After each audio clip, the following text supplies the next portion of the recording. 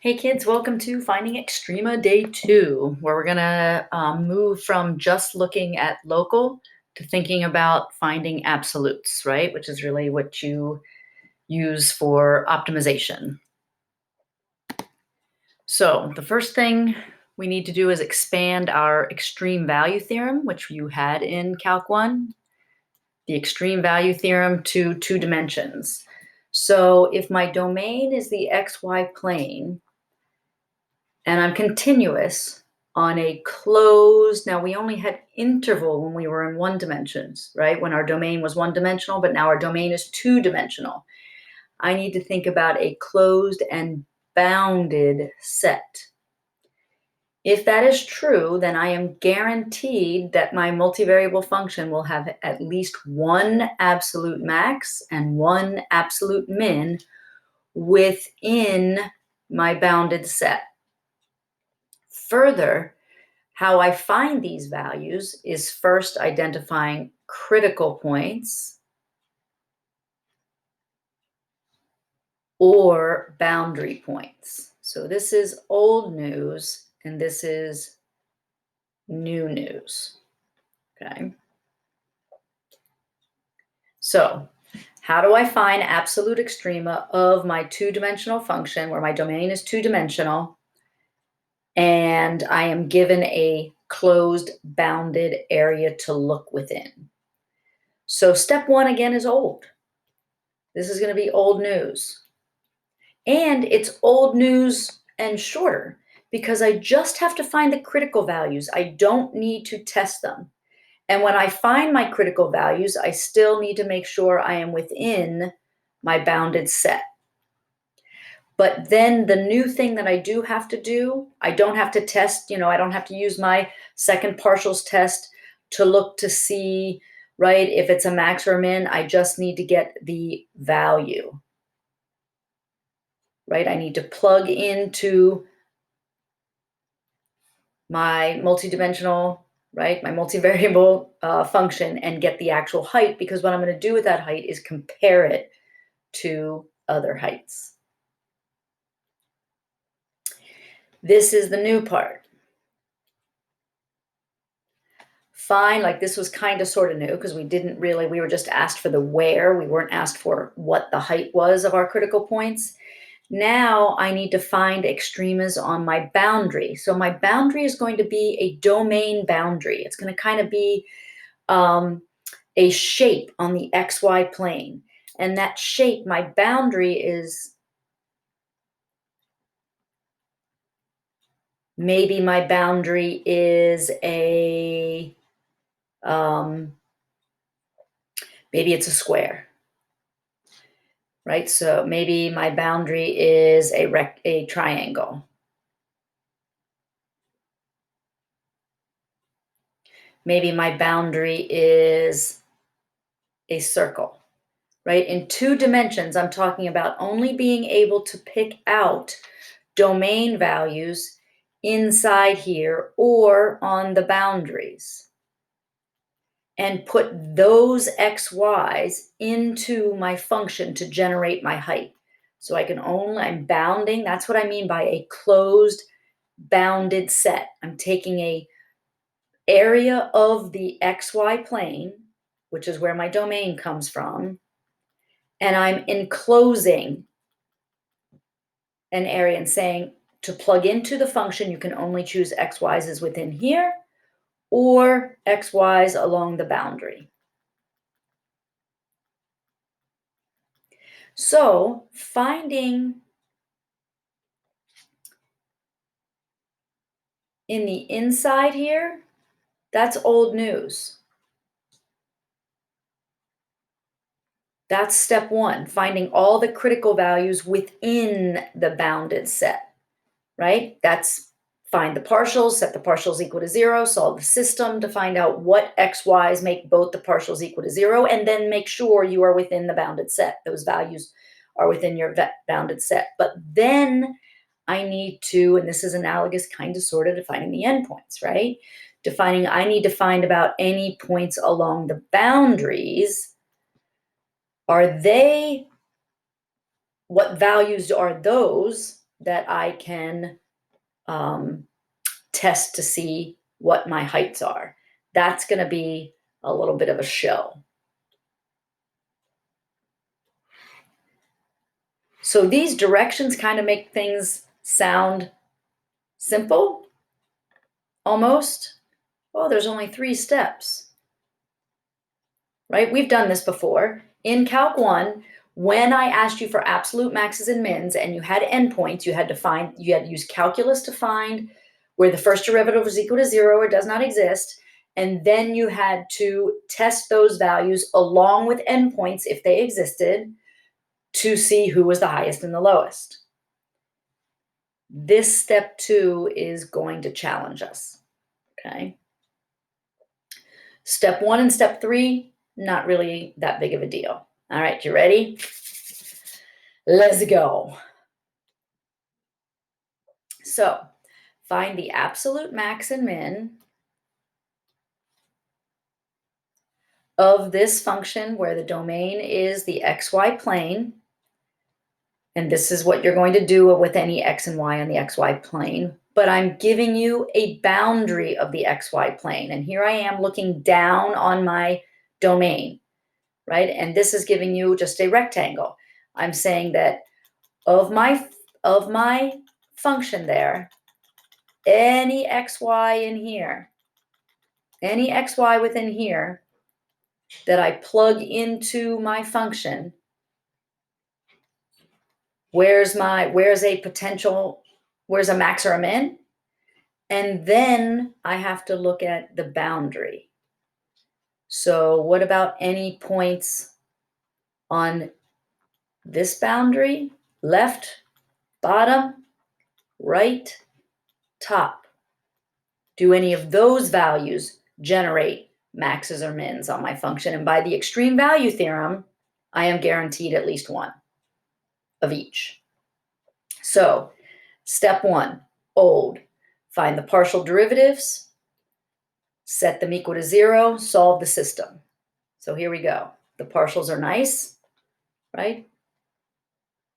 Partial x, 2x, constant, minus 4xy, constant. Partial y, constant, 8y, minus 2x squared, constant. I chose to get this y by itself. So y was equal to x squared over 4 when I was done. And then I took that equation and said, well, plug that in to here.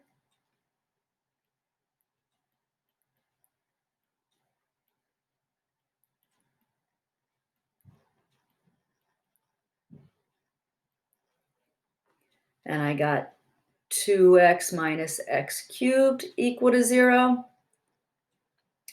So therefore, I got x times 2 minus x squared equal to 0, which means x is equal to 0, or x is equal to plus or minus root 2. But remember, when you're at this step, you need to go back and make sure, look at x. Are these values within my boundary? I am not concerned with those two. They are outside my defined boundary for x. So I only care about when x is equal to 0. And when x is equal to 0, what is y? 0 as well. Whoops, sorry. Didn't mean to do that.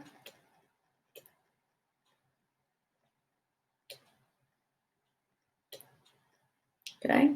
So I got when x is 0, y is 0. I went back to my function, plugged in 0, 0, and I got 4. And I kind of put that in my pocket, right?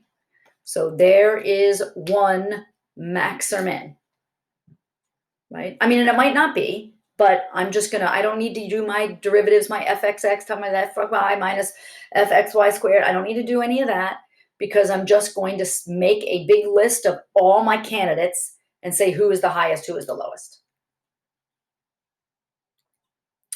So here's the boundaries. This is the new stuff, and this is a little bit of a show. All right. So look at what I've done here. What I've done is define for you when I'm looking at my right boundary over here. This is the right boundary. When I'm looking at this boundary, x is constantly 1.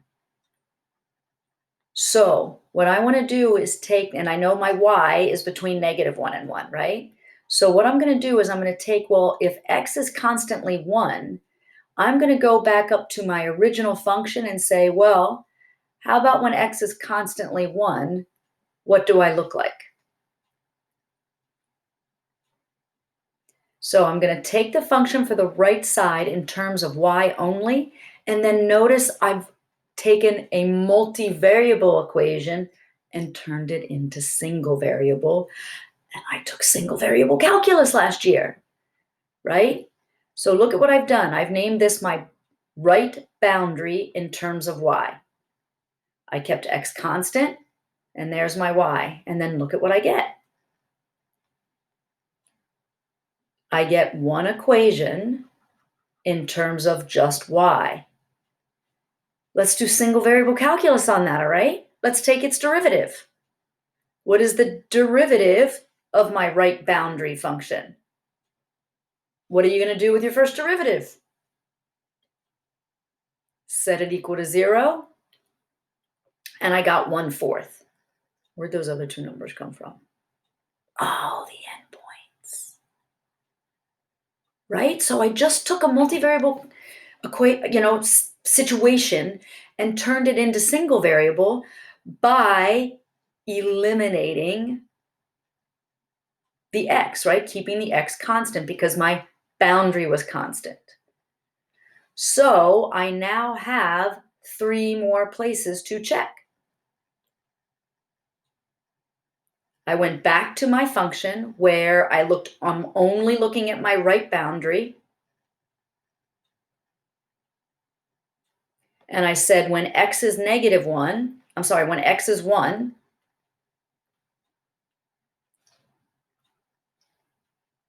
remember this was the y. So I put -1 in first, plugged and chugged and got 11. Kept my x constantly 1, put my boundary value of 1/4 in, got 19/4. Kept my x constantly 1, took my boundary value of 1, put it in there, got 7. Bam, I got 3 more values to put in my pocket. Well, that was one boundary. How many more boundaries do we have? Dagger! But the process is the same, right? I'm going to go to the left boundary. I am going to create a function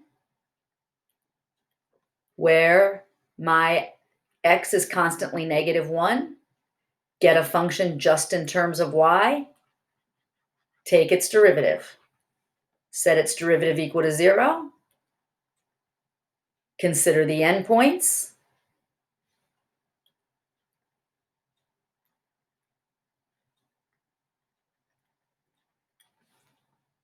plug and chug.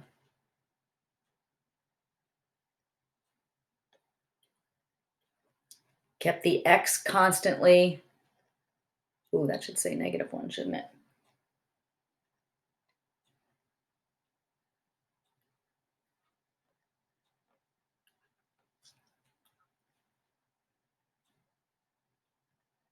But I got the same things. It's the symmetry of this thing, right? So -1 there, 1/4 there, 1 there.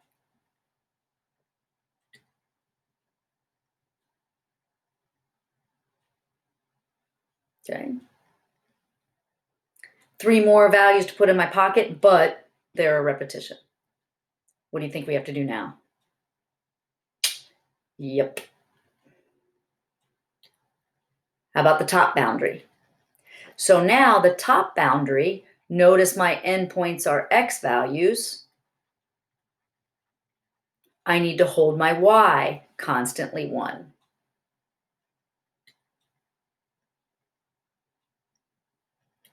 Notice what I got though. I got a function in terms of just x, take its derivative, t for top. Took the two endpoints when x is -1 and x is 1, and in between where the derivative is equal to 0, boom.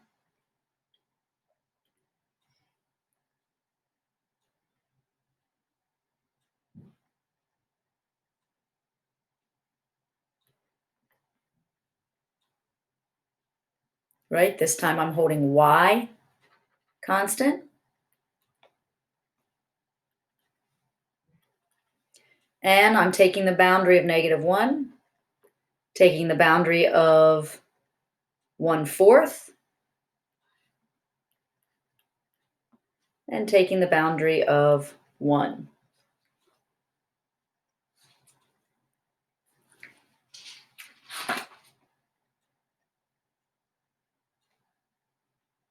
And I got out of that those values.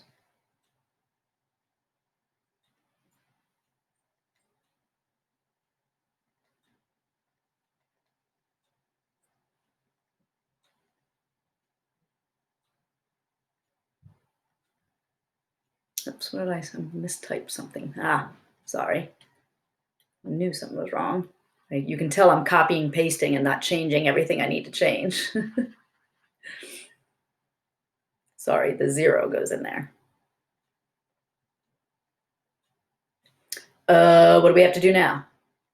Last one. Bottom.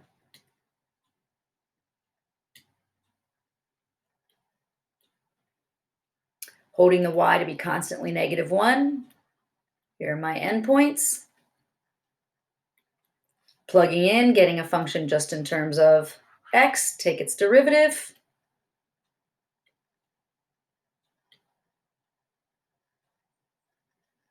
Forgot my little red check didn't come in. And this is when I'm holding y to be constantly -1. And I plugged in a boundary of -1,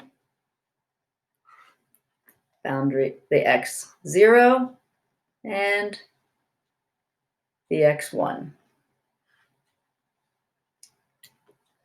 Bam. Oh, there comes my check. Now, let's gather this all up, all those things that we put in our pocket, and let's make a big list. Bam.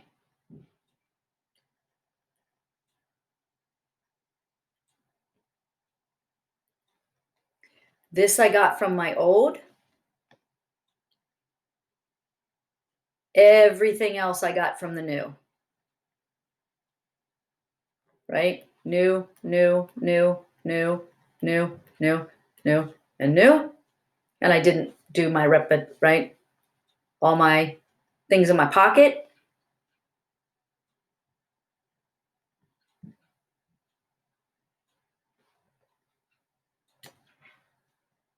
Why did I box those up? This was my lowest value. This was my highest, and it occurred at two different domain values.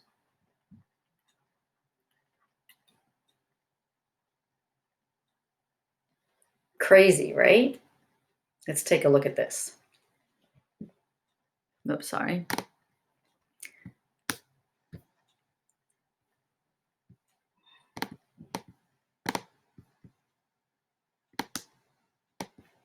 Here's what this looks like.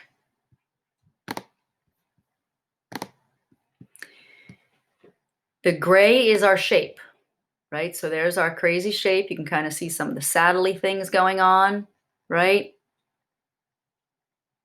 So that's my entire shape. That is not bounded. But I want to look at the square, right? If you look just, or I guess from the top, maybe would be better. I want to look at this function just in this square. I want to bound the boundary. I don't want you to look at anything else besides points from within this square or on the boundary of this square. That's what this looks like. Just this little piece right there. You see it? Guess where that minimum is? 0, 0, 4. Right there. 0, 0, 4. Where are the maximums?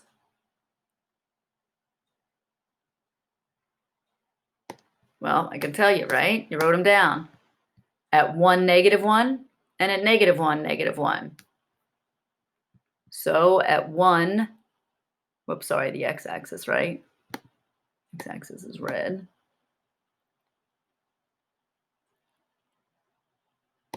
So at 1, -1, up here on the function is the maximum of what we say, 11.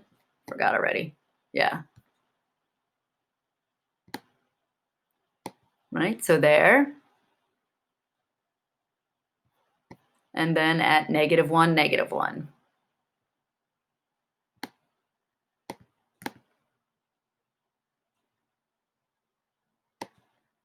Right, -1, -1 up here, which hopefully you can kind of see.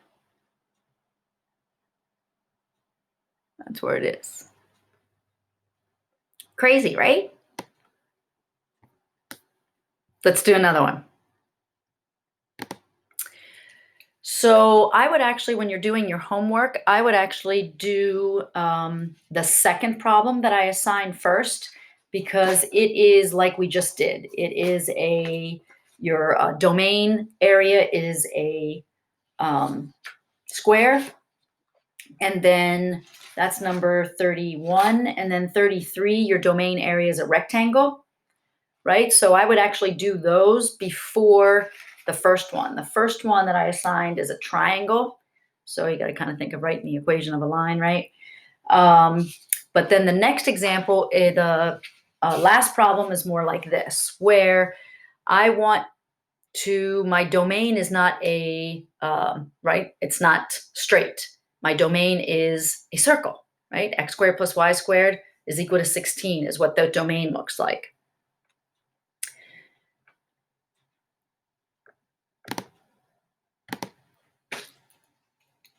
So I don't know what this looks like, but I do know what this looks like. On the XY plane, I want to restrict the domain to only looking at points within this circle, taking those points up to this function, right up to the Z plane, as well as points along the boundary of this circle. So, old first.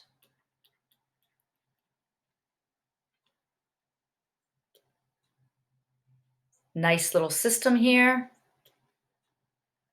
What x's and y's, right? X is equal to 0. What y would create 0? 0, 3 into my pocket. All right, now we got to go to the boundary. So I can't do this, just put in a value, but I can still eliminate a variable, can I? Didn't I learn substitution in Algebra 1? How about I solve this for x squared or y squared, doesn't really matter, right? So I am just going to go and make a function in terms of only y, a single variable.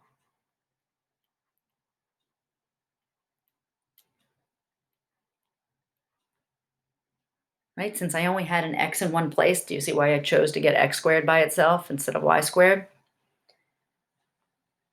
So I have a nice single variable equation. What can you do with that? Oh, snap.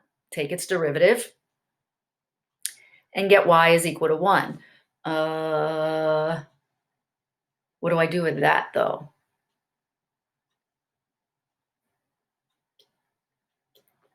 Well, if y is equal to 1, what is x equal to? Right?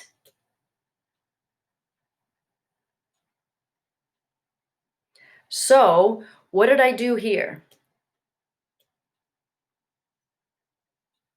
I got -4. Where'd -4 come from? Endpoint, right? Endpoint of the y's, right? Remember our xy plane? There's our circle. Our radius is 4. So I'm isolating just y.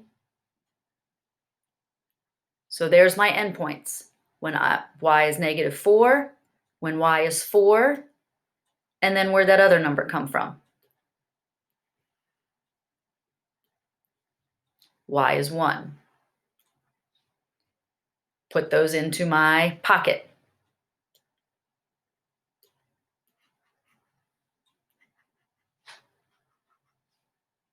Right, -440.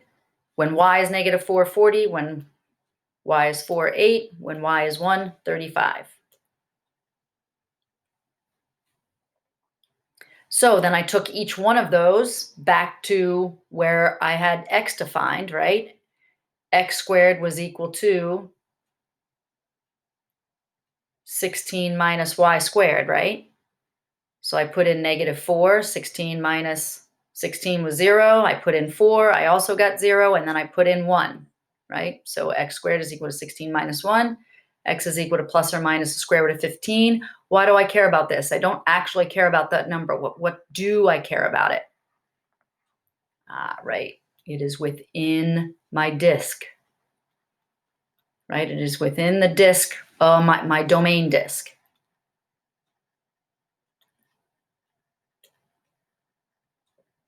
So now I went to all the, write it out put these together. When y was -4, I had 0, -4, and I got -40, 8, and then these 35s, which we had already gotten.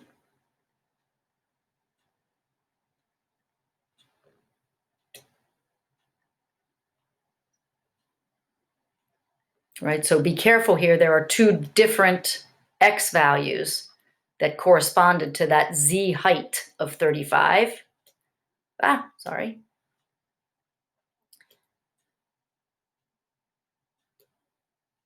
So what do I have?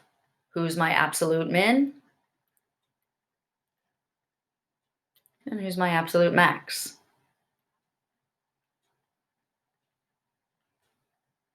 Let's take a look at this.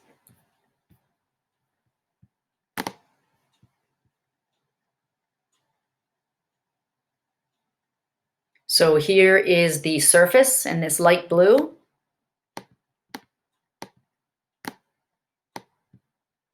Oh, come on, don't freeze on me now.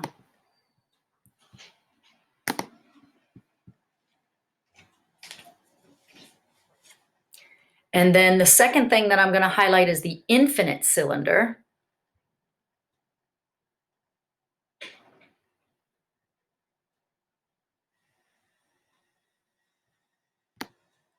Right, so here's our surface. There's the infinite cylinder, and of course, when you look down on it, right, there's my domain circle, right? I only care about x and y values from the domain of x squared plus y squared is equal to 16 or inside of it. So inside this infinite cylinder, where do I have a maximum and a minimum? Right, so there's where I've restricted it. And hopefully you can see there, guess where this height is? This height is of a 35. Guess where it comes from? -3-ish, right? Over here. Here is a height also of 35. Guess where that comes from? +3-ish, which is √15. Where was that minimum? Right? Where's the bottom? Way down there at -40, right? I don't even know if I can get that down to -40, but hopefully you believe me, right? At 0, 0. I'm sorry, at, what was it? 0, -4.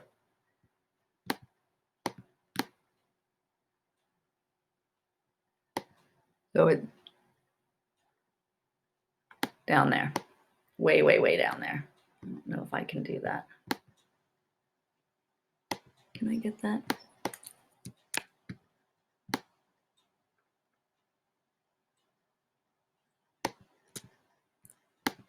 You're gonna have to trust me. All right, we will do some more of this, other examples of this, and work on maybe some of that homework. If you want to save the, start and do your homework in class, we should have some time to work on that together. All right, I will see you during our live session.